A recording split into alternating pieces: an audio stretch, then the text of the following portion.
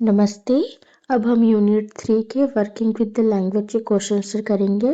First, notice how in a comic book there are no speech marks when characters talk. Instead what they say is put in a speech bubble. However, if we wish to repeat or report what they say, we must put it into reported speech. ध्यान दें कि comic book में जब character बात करते हैं तो speech marks नहीं होते हैं। इसके बजाय वे जो कहते हैं उसे स्पीच बबल में रखा जाता है। हालांकि अगर हम उनके कहे को दोहराना या रिपोर्ट करना चाहते हैं तो हमें उसे रिपोर्टेड स्पीच में बदलना होगा। तो क्या कह रहा है, change the following sentences in the story of reported speech. The first one has been done for you, यानी कि कहानी के इन वाक्यों को रिपोर्टेड स्पीच में बदले। पहला आपके लिए किया गया है। First, how much did you पे फॉर दैट हिल्सा, यानी कि आपने उस हिल्सा मछली के लिए कितने पैसे दिए। हाउ मच डिड यू पे, पे यानी देना, पैसे देना, पे किया मतलब फॉर दैट हिल्सा, यानी कि आपने उस मछली के लिए कितने पैसे दिए। इसका आंसर क्या होगा, the women asked the man how much he had paid for that hilsa, यानी कि महिला ने आदमी से पूछा कि उसने उस हिल्सा मछली के लिए कितने पैसे दिए थे। ओके, इसे ही कहते हैं हम रिपोर्टेड स्पीच। जैसे अगर आपको जैसे कि आपके पेरेंट्स आपको कोई चीज बता के भेजते हैं दुकान, और आपको सेम वही चीज वहां जाके रिपीट करनी होती है कि मेरे मम्मी ने मुझे या मेरे पापा ने मुझे ये लाने के लिए ऐसा कहा है, मतलब आप सेम उसे रिपीट करते हैं, लेकिन आप पहले ये बताते हैं कि आपकी मम्मी ने कहा है कि मुझे ये सामान चाहिए इस तरीके से। तो ये ठीक उसी तरह है। जैसे इसमें आपको कहा गया है हाउ मच डिड यू पे फॉर दैट हिल्सा, यानी आपने उस हिल्सा मछली के लिए कितने पैसे दिए। तो क्या आएगा, द वुमेन आस्क्ड, यानी कि महिला ने आदमी से पूछा कि asked the man how much he had paid for that hilsa, कि महिला ने आदमी से पूछा कि उसने उस हिल्सा मछली के लिए कितने पैसे दिए थे। Second, why is your face half seven, sorry यहाँ पे शायद हाफ सेव्ड होगा बट यहाँ पे 7 ही है।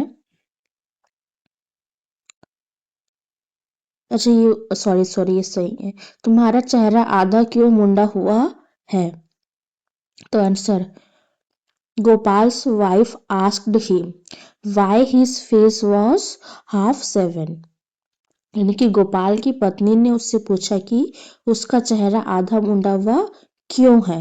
ओके, जैसे कि हम कोई सेंटेंस को अगर हम बताते हैं कि ये इसे ऐसा कह रहा था किसी तीसरे पर्सन को, तो ये ठीक उसी तरह का सेंटेंस है। ओके, तो सेकंड में आपको क्या क्वेश्चन किया, why is your face half seven, यानी तुम्हारा चेहरा आधा क्यों मुंडा हुआ है।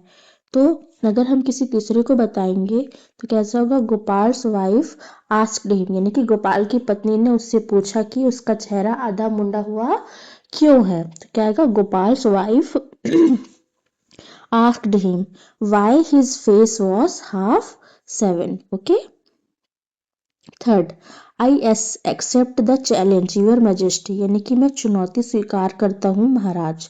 तो क्या आएगा, Gopal told the king that he accepted the challenge, यानी कि गोपाल ने राजा से कहा कि वह चुनौती स्वीकार करता है। ओके,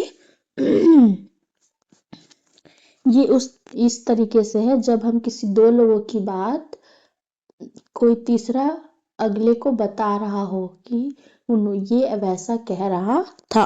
ओके, जैसे ये कह रहा है मैं चुनौती स्वीकार करता हूँ, तो ये क्या कह रहा है, अब मान लो किसी दो लोगों के बीच की बात है, ये आपस में बात कर रहे हैं, अब किसी तीसरे ने सुन लिया और उसे किसी अपने दोस्त को शेयर करना है, तो वो क्या कहेगा, गोपाल ने राजा से कहा कि वह चुनौती स्वीकार करता है। Okay, Gopal told the king that he accepted the challenge.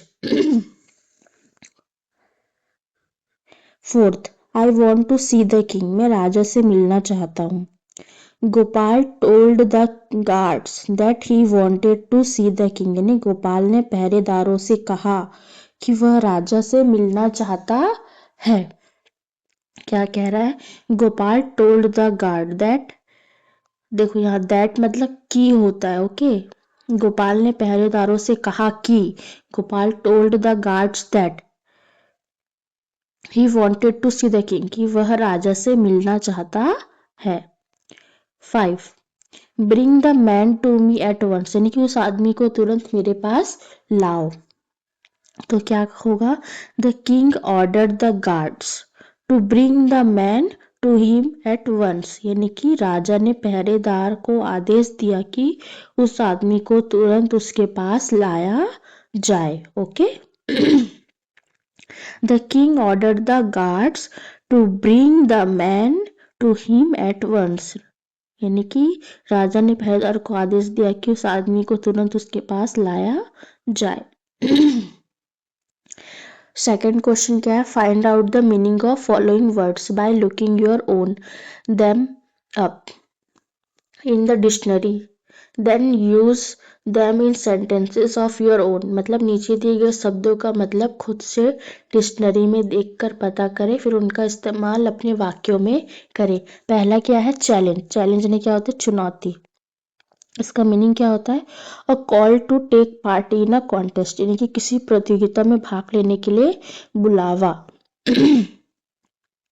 तो इसका सेंटेंस क्या होगा? I accept his challenge to a race, यानी कि मैंने दौड़ के लिए उसकी चुनौती स्वीकार कर ली। सेंटेंस है ना, वाक्य प्रयोग करना, ओके। आपको इसका मीनिंग बताना है और उसे वाक्य में प्रयोग करना है।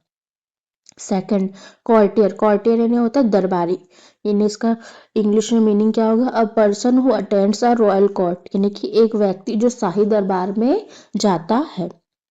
इसका सेंटेंस क्या हो गया? The courtiers were impressed by Gopal sweet, यानी कि दरबारी गोपाल की चतुराई से प्रभावित थे। Third, mistake. मिस्टिक यानी कि रहस्यवादी, रिलेटिंग टू स्पिरिचुअल मिस्ट्री, यानी कि आध्यात्मिक रहस्य से संबंधित, ओके।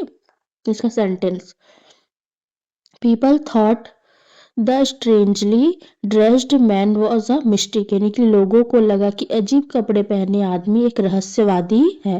पीपल थॉट यानी कि लगा उन्हें, द स्ट्रेंजली यानी कि अजीब, dressed man was a mistake यानी कि अजीब कपड़े पहने आदमी एक रहस्यवादी है। कॉमिकल। कॉमिकल यानी होता है मजाकिया, समथिंग दैट इज फनी, यानी कि कोई ऐसी चीज जो मजेदार हो।